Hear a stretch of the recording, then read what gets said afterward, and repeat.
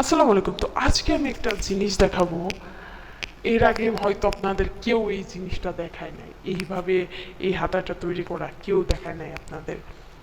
তো আমি এটার জন্য ফার্স্টে কুচি দিয়ে নিচ্ছি। এটা হচ্ছে গুটি হাতা, কিন্তু আমি এখানে অন্য একটা কেরামতি করব যা আগে কেউ কখনো করে নাই। আমি বলতে পারি আমি কখনো কাউরে এরকম করা দেখি নাই। অনলাইনেও কেউ কাউকে এইরকমটা করে গুটি হাতা বানাইতে দেখি নাই। তো তো ফার্স্টে আমি এই জায়গায় সব জায়গায় ভালো করে কুচিটা দিয়ে দিচ্ছি। এটা আমার আর বলে বুঝাইতে হবে না। এখানে আমি পাতলা পাতলা করে কুচিগুলা দিয়ে দিচ্ছি। যেহেতু এটা কাপড় কম, তাই আমাদের কম করে কুচি দিতে হবে, বেশি করে কুচি দেওয়া যাবে না। আমি এখানে সবগুলো কুচি দিয়ে নিচ্ছি। এক সাইডের কুচি দেওয়া হয়ে গেলে এইখানে তো আমি আর এক সাইডেও সেম ভাবে কুচিটা দিয়ে নিব। এই কুচিটার জায়গায় আমি প্রথম যে কুচিটা দিছি এক সাইডের, ওইভাবেই আমি পুরো কুচিটা দিয়ে নিচ্ছি।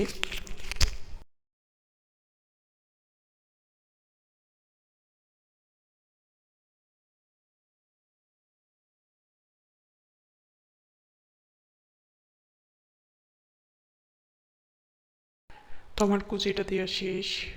এখন আমি এইটার উপরে একটা কাপড় লাগাবো।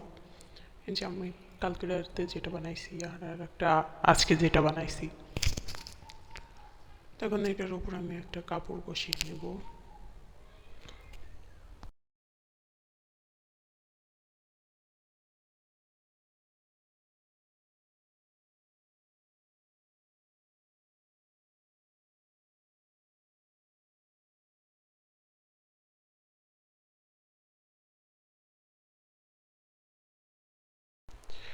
তো এখানে আমি বাকি একটা কাপড় বসিয়ে তারপরে এটাকে আমি একদম এক্স যেটা সামনের সাইডে থাকবে ওটা যেন একদম চিকন করে সেলাইটা থাকে, কাপড়টা বেরোয় না আসে।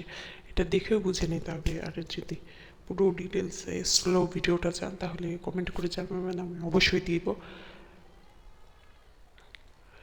আর এক সাইডেরটার জন্য আমি একটা কাপড় নিয়ে নিচ্ছি। এবার এটাকে সেলাইটা দিয়ে দেবো। সেলাইটা দেওয়ার পরে কাপড়টাকে কেটে নেবো। চিকন করে কাটতে হবে, এটা বেশি কাটা যাবে না। আমি কালকের ভুলটাকে আজকে অন্য একটা ডিজাইন বানিয়ে ফেলেছি। ঘুটি জামাই ঘুটি হাতা সাধারণত আপনারা দেখে থাকবেন ওখানে এক্সট্রা একটা কাপড় দেওয়া থাকে, ওইটা আমি একদম ভিতরে দেবো যাতে সামনের এক্সট্রা কাপড়টা দেখা না যায়। এটা আপনারা দেখে বুঝে নিন আমি কেমনে করছি।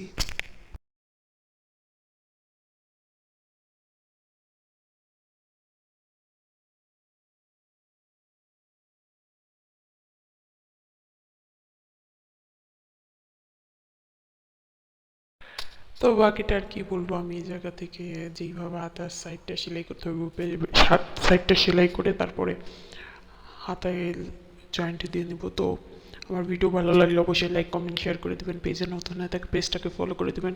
ইউটিউবে দেখলে সাবস্ক্রাইব করে দেবেন।